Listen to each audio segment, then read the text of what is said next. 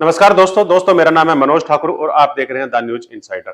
The news insider में कल हमने आपको बताया था कि शहर के एक लैंड माफिया ने करनाल के प्रमुख समाचार पत्रों के प्रमुख संवाददाताओं को तलब किया और उन्हें यह हिदायत दी थी कि अवैध कॉलोनियों का जो मामला लगातार उठाया जा रहा है, अवैध कॉलोनियों का मामला जो सुर्खियों में है, इस मामले पर रिपोर्टिंग ना करें।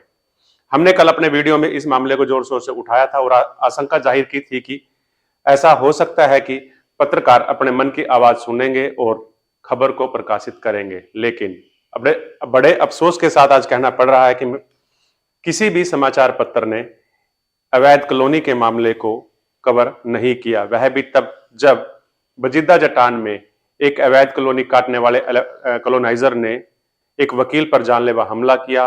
एक मदन लाल नाम के लैंड माफिया ने निगम में बकायदा से एक पत्र लिखकर यह बताया कि वह अवैध कॉलोनी काट रहा है और उसकी अवैध कॉलोनी में मूलभूत सुविधाएं उपलब्ध कराई जाएं।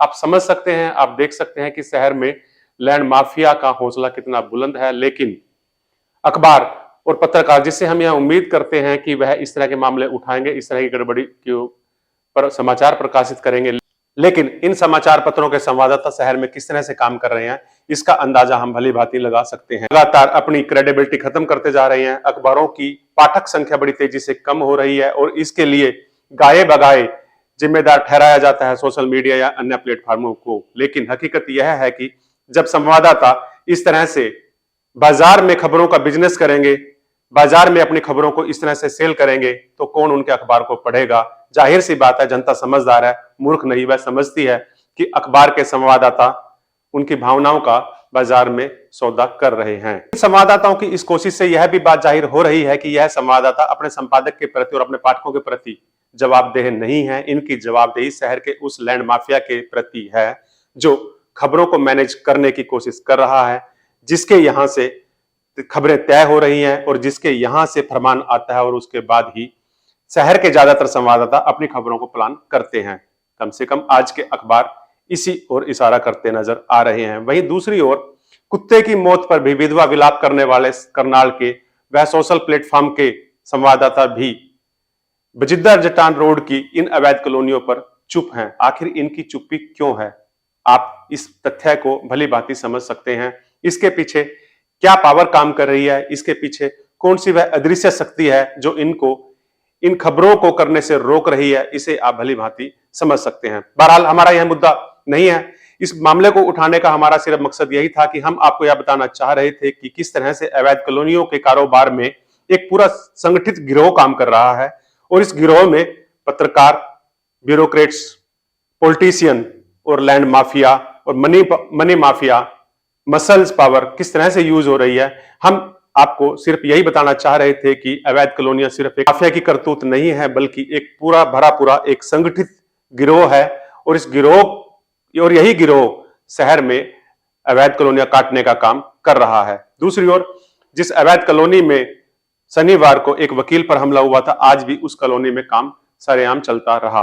हमने जब मौके पर जाकर देखा तो पाया कि वहां पर सड़क बनाने का काम आज भी जारी है। बताया जा रहा है कि डीटीपी आरएस बाट कॉलोनी में गए थे और कुछ चेतावनी देकर आए, लेकिन उनका काफिला थोड़ी देर के बाद ही गोरंडा की तरफ कूच कर गया। उन्होंने इस कॉलोनी में कुछ भी करने की कोशिश नहीं की, ना तो कॉलोनी को सील किया, ना ही कॉलोनी में अवैध निर्माण को ढहाने की उन्होंने कोशिश की। यह वही आरएस बाट है जो गुड़गांव में पूर्व विधायक उमेश अग्रवाल की पूरी अवैध कॉलोनी को नेस्तनाबूद कर गए थे।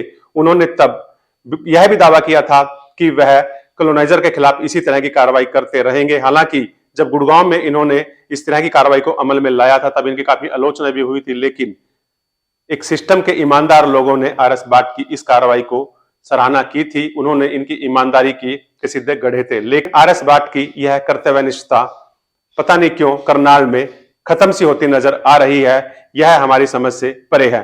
शहर में लगातार अवैध कॉलोनियों का धंधा फल फूल रहा है। तहसील में अवैध कॉलोनियों की लगातार रजिस्ट्री हो रही है और वह भी तब जबकि करनाल सीएम मनोहर लाल खट्टर का अपना विधानसभा क्षेत्र है और उनके विधानसभा क्षेत्र में जब इस तरह से अवैध कॉलोनियों के नाम पर भ्रष्टाचार हो रहा है तो समझ सकते हैं प्रदेश में लैंड माफिया कितना मजबूत, कितना पुष्पित, कितना पलवित हो चुका है, उसकी जड़ें कितनी गहरी हो चुकी हैं। इस बात को हम भली भांति समझ सकते हैं। बहरहाल शहर का यह लैंड माफिया संवाददाताओं को जरूर मैनेज कर सकता है, लेकिन यह लैंड माफिया हमें मैनेज नहीं कर सकता और हम इसी तरह से अवैध कॉलोनियों पर लैंड माफिया के खिलाफ अपनी आवाज को बुलंद करते रहेंगे। इसी तरह से हम अपनी आवाज को उठाते रहेंगे, क्योंकि हमारा मकसद है कि शहर में लैंड माफिया की इन गतिविधियों पर, इन करतूतों पर रोक लगे। इसके लिए हम लगातार आरटीआई भी लगा रहे हैं और जरूरत पड़ी तो हम इसकी एक PIL भी कोर्ट में डालेंगे, जिससे शहर में अवैध कॉलोनियों के कारोबार पर रोक लग सके। हम इस मामले में, बजीदा चट्टान के मामले में भी एक आरटीआई लगाने जा रहे हैं और इसके साथ साथ हम तहसील से भी यह जानकारी लेने जा रहे हैं कि किस किस व्यक्ति ने अभी तक इन अवैध कॉलोनियों में जमीन खरीद ली है और उसकी रजिस्ट्री अगर हुई है तो किस तरह से उसकी रजिस्ट्री हुई है।